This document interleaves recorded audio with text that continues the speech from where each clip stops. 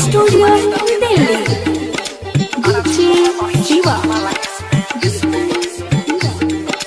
बरसम हाँ बड़ा छिक बहुत और छिहत्तर वाला केस में बड़ा छिक बहुत और छिहत्तर वाला केस में छाउरी पकड़ैला रे भैया चुमा ले तबे तमे आ चुमा ले तबे तमे बड़ा छिक बहुत और छिहत्तर वाला केस में हाँ हाँ बड़ा छिक बहुत और छिहत्तर वाला केस में हाँ हाँ छौरी पकड़ैला रे भैया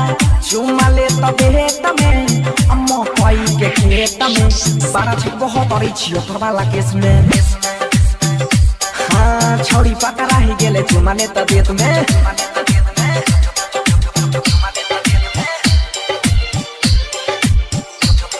डीजे सनी बरसम हाँ हाँ छौरी के छै बहुते छुछुनर बहला चाल एकरा पीछू छौरा रहै छै पगलाइ हाँ हाँ छौरी के छै बहुते छुछुनर बहला चाल एकरा पीछू छौरा रहै छै पगलाइ एकरा पीछू और सब छौरी रहै छै गैस में रे चलै छै रेस में बड़ा छोट बहुत और छिहत्तर वाला केस में हाँ छौरी पकड़ाई गेले चुमा ले तबे तमे डीजे शिवा बरसम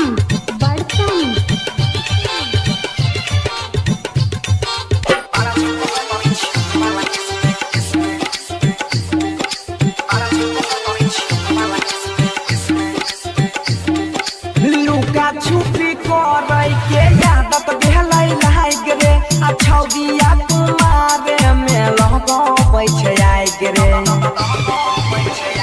हाँ हाँ लुका छुपी करै के आदत भेलै लाग रे आ छौरिया कुमारे में लगबै छै आग रे